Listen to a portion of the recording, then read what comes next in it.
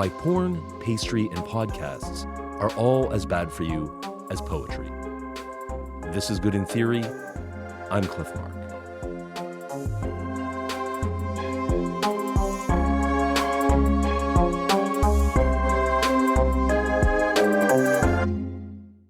Last episode, Socrates explained how bad the life of the tyrant really is, and Glaucon said he was convinced.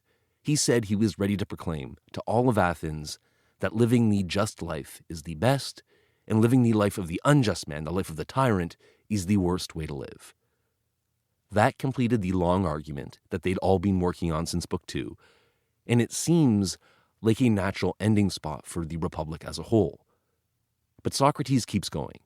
He talks for a whole other chapter, and mostly he's complaining about art and poetry. Specifically, he's saying that the beloved and revered cultural heroes of Athens, the tragic poets, were nothing but a pack of pandering bullshitters whose art was actually making people worse.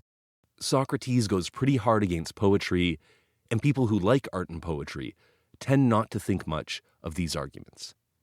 And I will admit, at a certain level, the arguments that Socrates is going to make in the dialogues today are easy to criticize.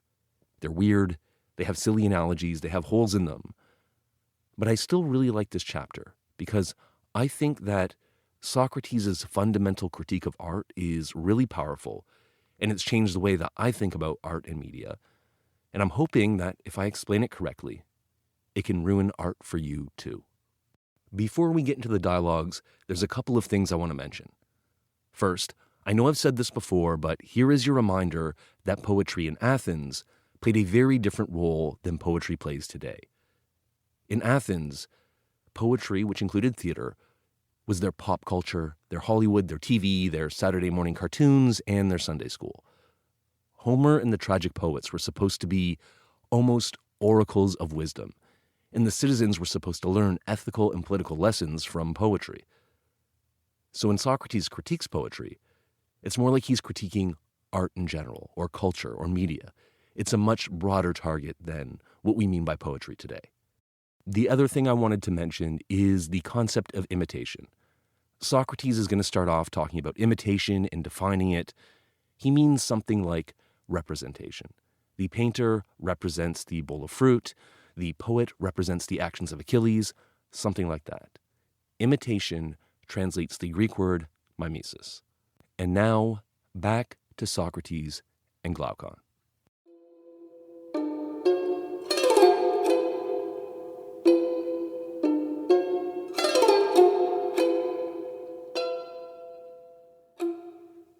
Glaucon, you remember how earlier we decided to banish poets from the city? Of course. What about it? Well, the more I think about it, the more that was a great idea.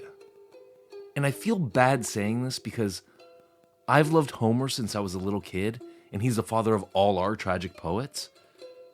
But if I'm honest, and don't you tell the poets I said this, I won't. I think that listening to all that poetry is warping people's minds. Warping their minds? How? Let me start with imitation in general. You know how most craftsmen specialize in one thing. Shoemakers make shoes, pipe makers make pipes, things like that. Right. Well, what if I told you that there was one craftsman who could make everything? Make every tool, every artifact, couches, tables, saddles, flutes, everything that every other craftsman can make.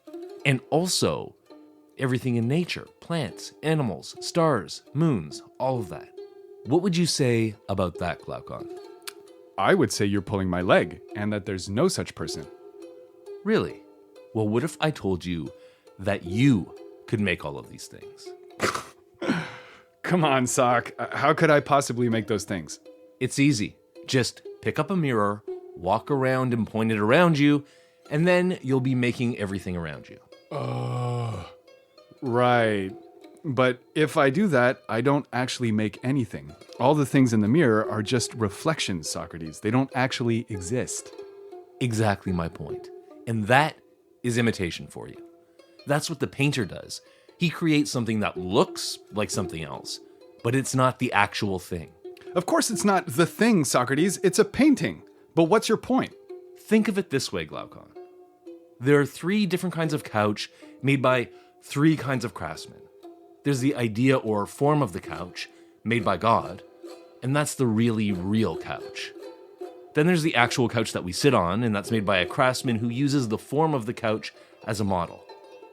But then there's the painting of the couch, and that's far from the truth, because the painter just paints how a couch appears from a certain angle. He doesn't know anything at all about the craft. He can imitate every craft without understanding any of them. Or you could look at it this way.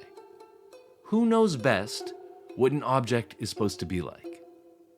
I don't know, Socrates. You? It's the person who uses that object. Because with goodness and beauty, it's all about function. No matter what we're talking about, a tool, an animal, an action, the better it performs its function, the better and more beautiful it is. And the user knows the function because, well, the user's using it. That's right. And the person who makes the thing, he should ask the person who's going to use it what it should be like. So if the pipe player says he wants an 8-inch pipe, that's what the maker gives to him. 8 inches. That's a good pipe, Sock. You're damn right, Glaucon. And a real player would play that pipe all night. But the imitator, someone who just paints the pipe, he doesn't look to the form or idea of the objects that he imitates. He never uses them. He never even talks to a user.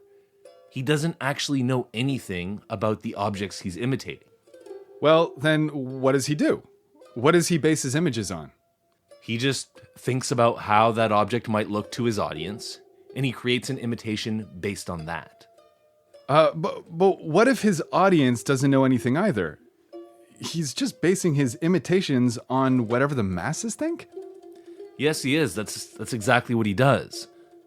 But still, if he's a good painter, he might be able to trick some people, like children and idiots, into thinking they're looking at the actual thing.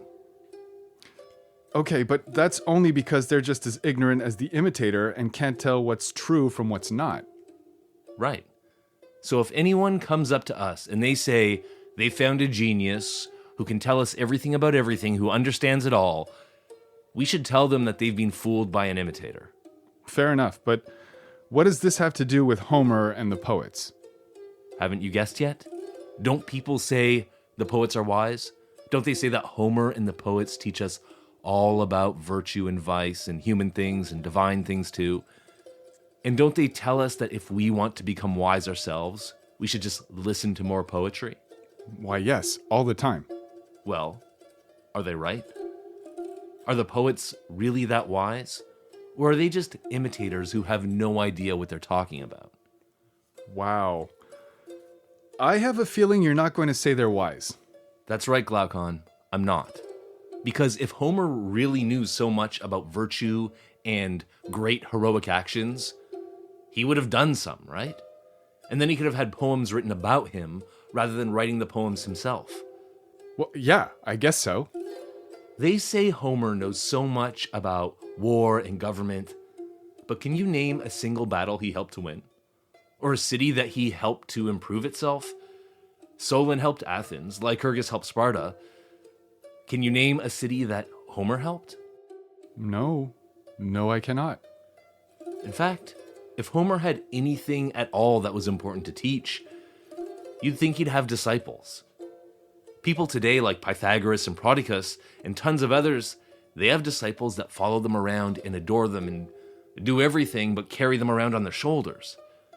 So if Homer knew anything helpful, don't you think the people around him would hold on to him instead of just letting him wander all over Greece singing for his supper? You know, I think you're absolutely right, Socrates. Maybe the poets aren't exactly as wise as people think. No, they aren't. They're just like the painters.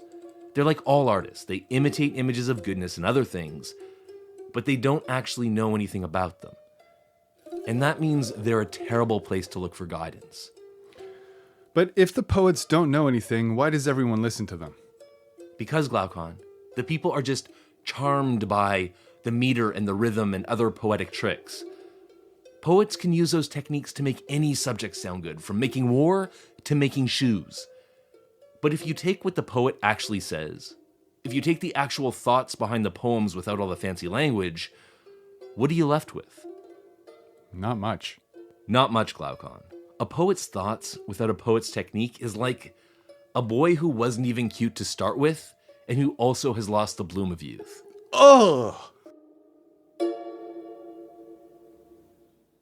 According to Socrates, the poets, the wise and august cultural superstars of Athens, are not inspired fountains of wisdom at all.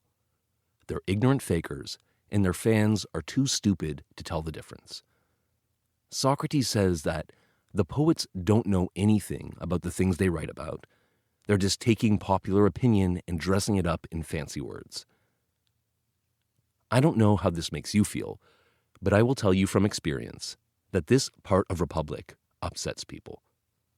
For whatever reason, when Socrates trashes art, it seems to get under their skin more than when he abolishes private property or when he gets rid of the family. And I will admit, there are a lot of legitimate problems with the arguments that Socrates makes in this section. The first time I read it, I thought, what is he talking about? Why does he think Homer should have won wars? That's not the poet's job. Why is he talking about mirrors and paintings of shoemakers? And what does this all have to do with art? Art isn't like holding up a mirror to the world. So if you listen to that dialogue that we just did and thought that Socrates sounded like a Philistine with bad arguments, you're not alone. There is lots of secondary literature on Plato that picks apart this stuff bit by bit. But that's not what I'm going to do. Because I think that if we put aside all the weird arguments, there are still some really interesting thoughts at the core of Socrates' case against poetry, and that's what I want to try to explain. And the first one is just the pretty straightforward idea that there's a difference between showing things as they really are and showing them as people think they are. For example, how do you cast a professor in a movie? Do you call the local university and tell them to send you the prof who has the best publishing record or the best teaching reviews? No, you call a casting agency and you ask them for a Dumbledore-looking beard man. You slap a tweed jacket on him, give him some glasses, hand him a pipe, and boom, a movie professor. And doing it that way is actually much more effective in a certain sense. Your audience will recognize right away what you're trying to show them when you show them that man. If you do the other thing, if you call up the university and ask for the top academic in the department, your audience might not even recognize who the character is supposed to be. You might wind up with a young black woman who doesn't even wear glasses, let alone tweed. And while she might do great academic work, she's not visually going to ring that professor bell in most people's minds. And this is actually just a weird and funny fact about art and representation. Sometimes the thing that best represents a thing to audiences is not the real actual thing how it is in truth. It's something that evokes an idea of a thing that audiences already have in their heads. And this can create a problem if your audience has wrong ideas. Because to represent the thing, the artist has to use the audience's false opinion, and then that reinforces the false opinion, and that locks future artists into representing things in the same way. So all smart people are shown wearing glasses, every movie Arab is firing a gun into the sky, every back alley is filled with muggers, all of your political opponents are evil or stupid. You see how it works. Art imitates ignorance, which then gets reinforced by art. And this sets up a feedback loop of ignorance. Think of culture like a house of mirrors with a pile of shit in the middle. And that pile of shit represents what's already in people's brains. This is one of the big recent critiques of media, especially social media. People get caught in ideological silos where they only have their own ideas reflected back at them and they completely lose touch with reality. This is the first point that Socrates is making against Homer and the poets. He's saying, everyone in Greece, they're always saying that Homer is so wise, that the tragic poets are the teachers of virtue and the human condition and heroism, but that's all a big mistake. Actually, says Socrates, all the poets are doing are taking what you already think and rewriting it in pretty verse. And when the people hear it, they start applauding and saying, wow, that is so insightful. At the end of the dialogue that we just heard, Glaucon asks Socrates, if the poets really are as ignorant as you say, if they're not giving anyone any new, smart ideas, why does anyone listen to them? Socrates says, It's just a matter of poetic tricks, rhythm, rhyme, meter. The poets are just putting plain thoughts into pretty phrases. But if you're at all interested in poetry or art, you may have balked at that because everyone knows that good poetry isn't good because it has pretty meter and rhythm. It's good because it touches us and moves us. And Socrates, he would agree. Good poetry is the poetry that moves us. And that's what makes it so dangerous, which is what he gets into in this next section.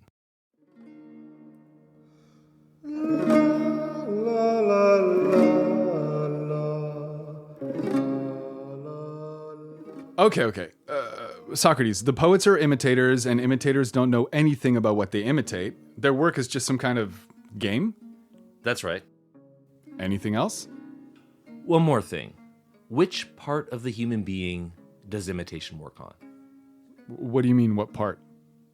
Do you ever disagree with yourself? Okay, what are you talking about? Like, if you have a stick in your hand and it looks straight, then you stick it in some water and it looks bent. Or when something that's concave looks convex, or when things look bigger or smaller, just depending on the appearance. Well, sure, our minds are full of kinds of confusion and weaknesses, and that's how optical illusions and magic tricks work. Right. And that is why we measure and we count.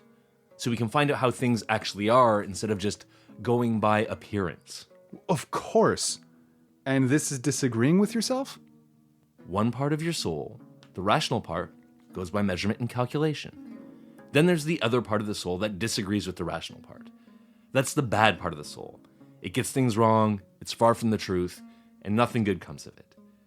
And this bad part of the soul, that's the part that imitation appeals to. Okay, so imitation is inferior, and it appeals to the inferior part of the soul. But what does this have to do with poetry? Everything, Glaucon. Because imitation isn't just about optical illusions. Nobody cares about those. But poetry is about the big questions. Poetry is about people taking action, whether those actions are good or bad or free or unfree, and whether the actors enjoy them or not. And when it comes to this kind of thing, human beings are full of different feelings that all contradict each other and that fight against reason. I think I know what you mean, but can you give me an example? Think of a man when something terrible happens. Say he loses a son. How would you tell that man to act? Well, I would tell him that even disasters may have a silver lining, that taking it hard won't help anything, and that the best thing to do is to accept what happened and to do what you can to make the best of your circumstance and basically to get on with your life. You'd tell him to suck it up and not cry like a baby. Pretty much, Socrates. Good, because that's how reason and custom say we should act, and that's how any decent man would try to act. The only thing is that when he's alone, he might do and say things that he'd be ashamed to do in public. So true. Why is that? Because there is a part of the soul in all of us that just loves wallowing in pain and suffering and crying, and this irrational and cowardly part of the soul might get the better of him sometimes. Right. And that's the problem with imitation. It's easier to imitate the bad part of the soul than the good part. You've seen plays about grieving men. How do they show them on stage?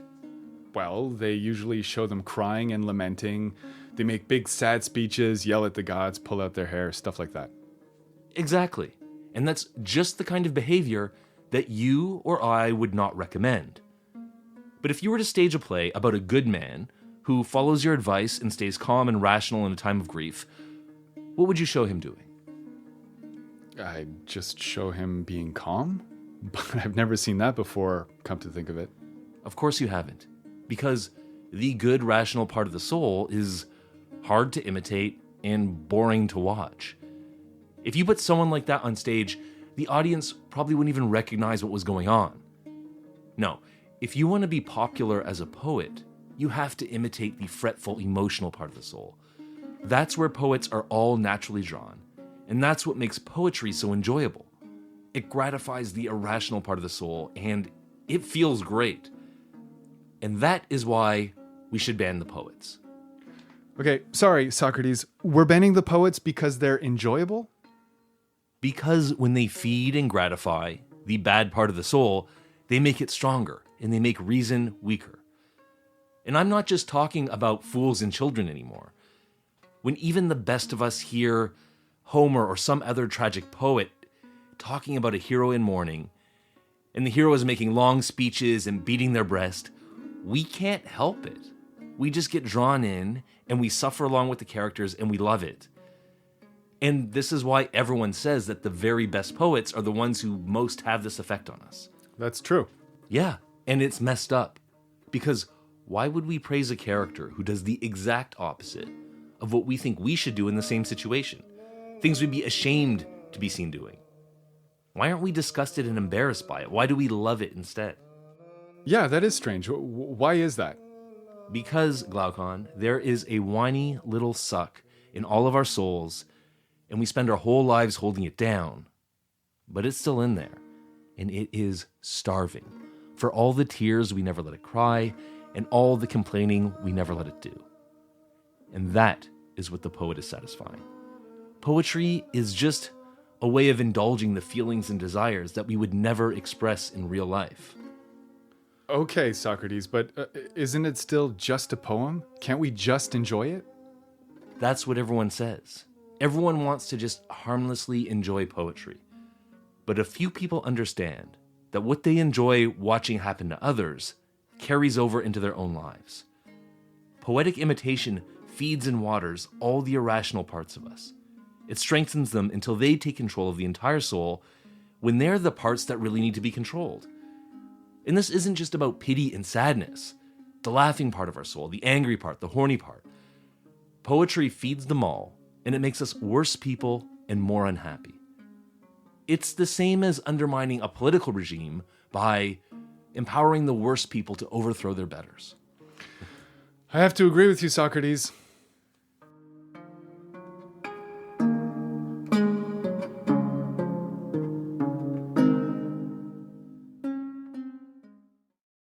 To me, this is where Socrates' argument about poetry gets personal.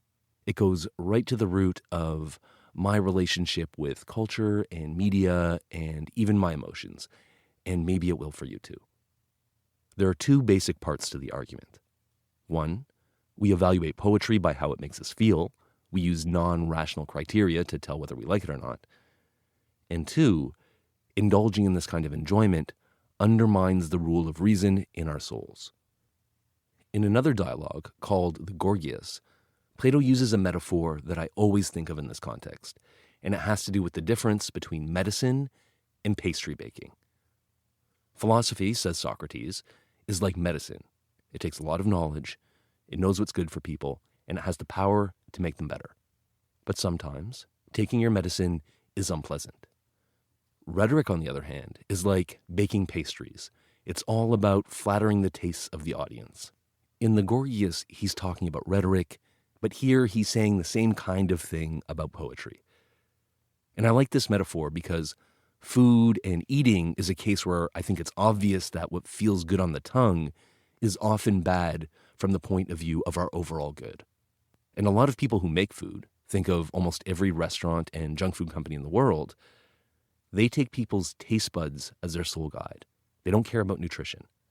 And that creates a dangerous situation. Because the natural sensorium that we have, the fact that our brains respond to sweet and salty things, that may lead us to make unhealthy decisions. If you rely only on your taste buds in a world where PepsiCo and Nestle operate, you're probably going to eat yourself into a very early and wide grave. And this is analogous to our taste in art and media. Think of it as a kind of emotional sweet tooth, a psychological palate that we all have that just naturally makes certain kind of stories and art really satisfying to us. Not because they're true, but because they press some emotional button in our brain. You can probably think of examples of stuff that we might think of as pastry media or pastry art. Things that are enjoyable, but probably not very edifying, like soap operas, some kinds of reality television, video games, pornography. These things are entertainment as entertainment. The people who make them are just trying to give people what they like so they come back for more. And I think porn is a good example because the people who make pornography are not usually trying to convey some deep truth about human experience.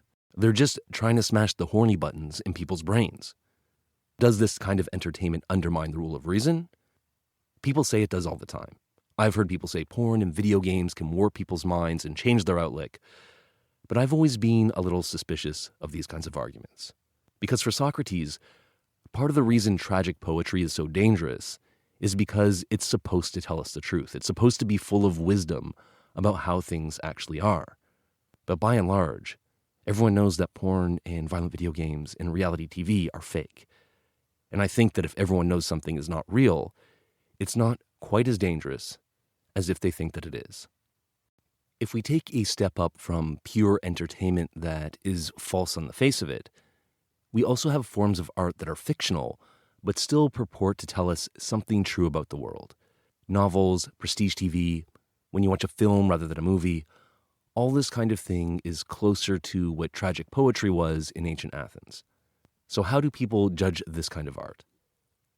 Socrates would say, and I would agree, that people judge it by taste, by their emotional response. Think how people describe their favorite films. Great films are powerful, stories are compelling or moving, they can really ring true. Or one of my favorites is when people say that something really resonated with them. Notice, all of these descriptors are about how movies made us feel, how we responded to them. There's no calculating or measuring or weighing. It's about our taste, not whether it truthfully represents the subject matter. Does this kind of art undermine the rule of reason in our souls? Maybe. When you watch a film that really affects you or a novel that really connects with you, that can change the way you see the world, change how you think and feel about other people, and that might all eventually affect how you act. Movies contain all sorts of ethical messages, implicit and explicit. Love conquers all. Family's the most important thing. There's only a thin blue line separating us from violent anarchy. People like to say that art contains truth. But what kind of truth is it? If we're going to be Socratic about it, we have to ask, what's your methodology? How do you decide whether to believe what art is telling you? Do you do any measuring or calculating with the reasonable part of your soul? Because if you don't, that sounds like maybe you're just going by your emotional sweet tooth instead of caring about what's actually true. And if that's the case, then maybe Socrates was right to say that the artist is just an imitator whose job it is to press your buttons and not to accurately represent the world. And maybe you're in one of those ignorance feedback loops that we were talking about earlier, but worse because now you're emotionally invested. So be careful with the novels you read and the movies you watch.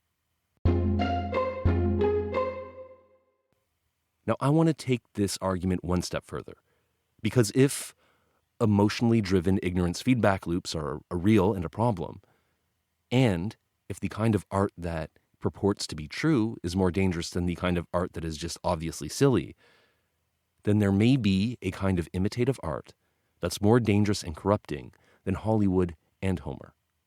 And that is news media. Actually, most nonfiction media. News, books, podcasts, essays, documentaries, lifestyle columns, celebrity fitness regimes, social media posts, whatever. Because this stuff outright claims to be the truth. And what's worse, it's kind of where we have to look when we form a picture of the world.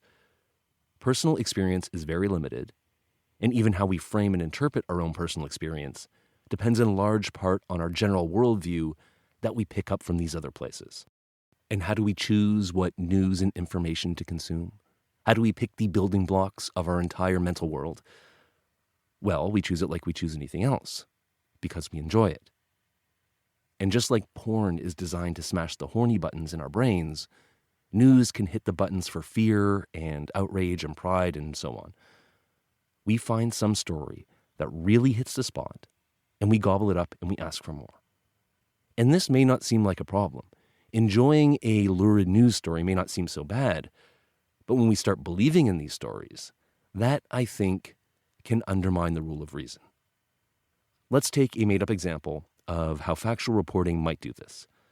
Imagine the first reporter on TV to report a child abduction. The world goes crazy for it. They love the story. There's breaking reports, 24-hour coverage, everything. And then the other news outlets, they tell their reporters, hey, could you go look around and see if there's any good child abductions going on around here? And since everyone's looking, they find a lot more of them. They find really good ones. And they learn which details provide the best seasoning for the stories. White vans, the guy you never suspected, sex abuse, captivity, spooky satanic angles. And these stories get popular because, for whatever reason, abducted children are really tasty to some part of the human brain. Of course, these stories are factual. They're not made up. But they're also, empirically speaking, incredibly rare. Yet, if they're on the news all the time, and they're incredibly emotionally compelling, this can make people overestimate how frequent these child abductions are.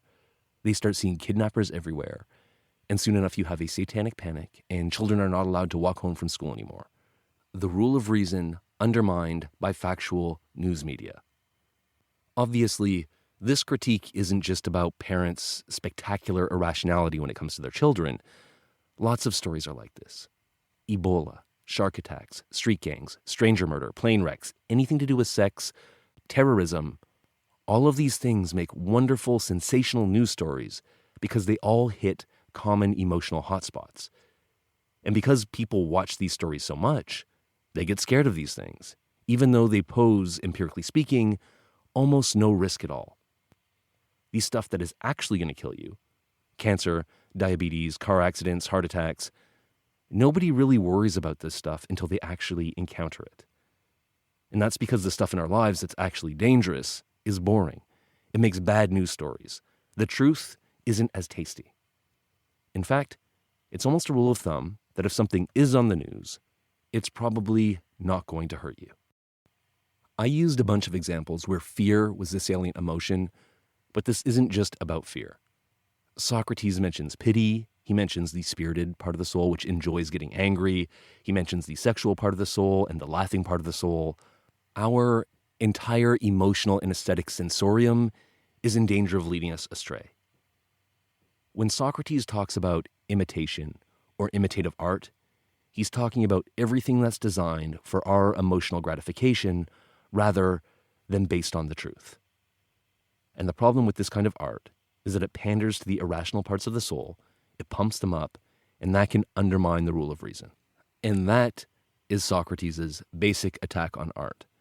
And I think it's worth considering, even if the whole mirror thing that he started with is a little bit silly. There's one more short little bit of dialogue that I want to do today where Socrates talks about the ancient beef between poetry and philosophy.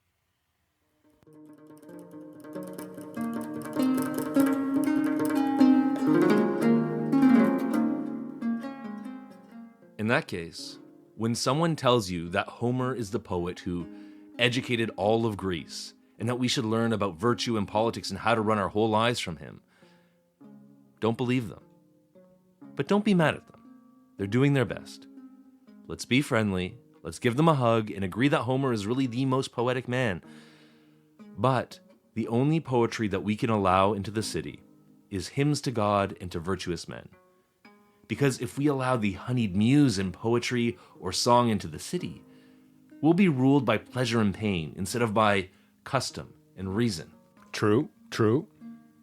And I don't want anyone thinking that we're doing this because of the old beef between poetry and philosophy. I mean, you know what the poets say about philosophy. What's that, Sock? They say that philosophy is like a howling bitch that barks at her master. They say that philosophers think they know better than the gods, that it's all logic, no sense. I could go on. And is that why we're banning them? No, of course not.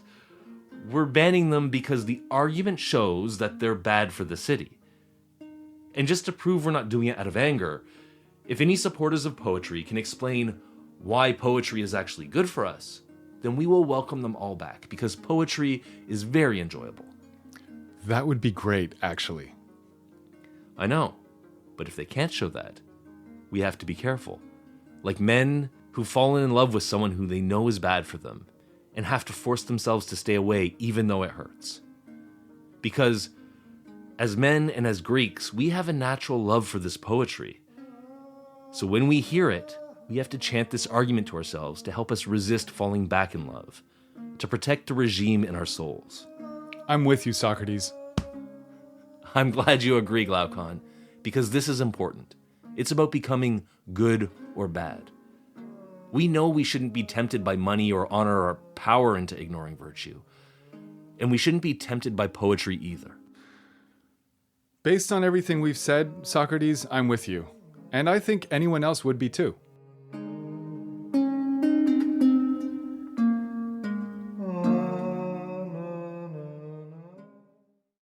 What is the ancient quarrel between poetry and philosophy? Because nowadays, we usually put poetry and philosophy in the same category. Kinda artsy, kinda subjective university majors for people who are not serious about getting a job. So why would philosophy and poetry quarrel? They should be on the same side. And even if they did quarrel, who would care? I think philosophy and poetry could quarrel each other to death these days, and nobody would really notice. So don't think about poetry and philosophy as niche academic subjects. In this context, in the Republic, think of them as entirely different ways of approaching the world. When Socrates talks about philosophy, he means something that we might today call science. It doesn't have to be modern empirical science. You don't need experiments. But you need some kind of methodology. Socrates talks about counting and calculating and measuring. Philosophical dialectic would count, obviously. The point is that, from the philosophical outlook, you need some kind of rationally justifiable grounds for believing the things that you believe. You're not just feeling your way through it. Poetry is different, and it's the normal approach that most people take to life and to art. Things are about how it makes you feel. You appreciate art based on your intuition, your taste. You may not fully be able to explain why you like something, but you know that you like it. It gets under your skin, it moves you, it connects with you in some way. Socrates, he says that poetry, it just panders to audience tastes like pastry chefs do. But the poets didn't see themselves this way. They thought they were doing big deal art. They believed they were inspired by the muses, who showed them important truths about men and about gods, and their poetry was supposed to channel that and express it to the people. Now, about the quarrel. The poetic case against philosophy would go something like this. Poetry deals with the grand questions of humankind. What's good and bad, the nature of human happiness, the nature of the gods. These are all profound truths that only the genius can glimpse. And you can't just analyze most of this stuff. So when philosophers criticize poetry, they're like dogs barking at their masters, because poetry is the true source of wisdom, and the Socratic procedure of picking it apart logically and asking so many questions, that's just petty and it misses the point. It's like Spock watching Hamlet. But Captain, revenge is illogical. The case of poetry against philosophy is that philosophy is too myopic to see the big picture. It's too focused on the trees to see the forest. Socrates, he presents the opposite side of the argument. He's saying, I know poetry feels good. I enjoy it as much as you do. But the problem is that people cannot get through the Iliad without starting to think that it's real life. They read all these stories about Achilles screaming and crying and disobeying his king and desecrating bodies and fighting gods and generally throwing the most epic tantrum in Western civilization. And slowly but surely, they start to think that this is a normal and correct way to act. It happens to everyone. We all get carried away by poetry, and it changes us. So, unless you can prove that poetry isn't doing this, that it isn't warping our minds in this way, we don't want it. And that's the ancient quarrel. It's about whether we can trust our intuition and our gut and our heart, or if we should rely on science and reason and calculation. And Socrates, he says your gut is a liar. You need a methodology. The last point that I want to raise from this section is the idea of a bad romance with poetry. When Socrates says that we should be like men who fell in love with someone who's bad for them, I think this is super interesting. Because when most people read Book 10, they just think that Plato and Socrates hate art and want to ban it. But this metaphor suggests that Socrates is doing something different. Because Glaucon and Socrates and all their friends, they're going to go back to living in Athens after this conversation. And you and I, we're going to go back into the endless online content generator where there's infinite shit fighting for our attention and expensive robots designed by the best programmers with the support of black hat psychologists designed to capture our attention. Like the Athenians, we live in a world of pastry art. How are we supposed to live with that? The metaphor says we should live like we have a toxic ex lurking around the neighborhood. We should be on constant guard because we know that our heart will lie to us and send us back down the road that we know is bad for us. And this is a very alienating position because that it means that if we want to be good people and follow reason, we have to start questioning all of our instincts. Every time we find something compelling or moving or that we just love and feel is true and good, Socrates is saying we should stop and ask ourselves why we believe in it. Do some calculation and measurement. We have to ask whether our instincts are justifiable in the light of reason. We need to replace taste and intuition with methodology. Research the fact behind the meme, then share it, decide if a joke is morally wrong, then laugh. Figure out rationally if a potential partner is the best person for you, then allow yourself to love them. And that, if you have any experience being a human being, is a miserable way to live. There is a solution to the problem with poetry that you may have already thought of. And that's just to make better poetry. Instead of making crappy imitative poetry that just panders to our irrational desires, maybe we could make good philosophical poetry that's really guided by the truth. What would that look like? The very last bit of the Republic is Socrates telling Glaucon a mythical story of reincarnation that's supposed to help him be just. And that's what we're talking about next time.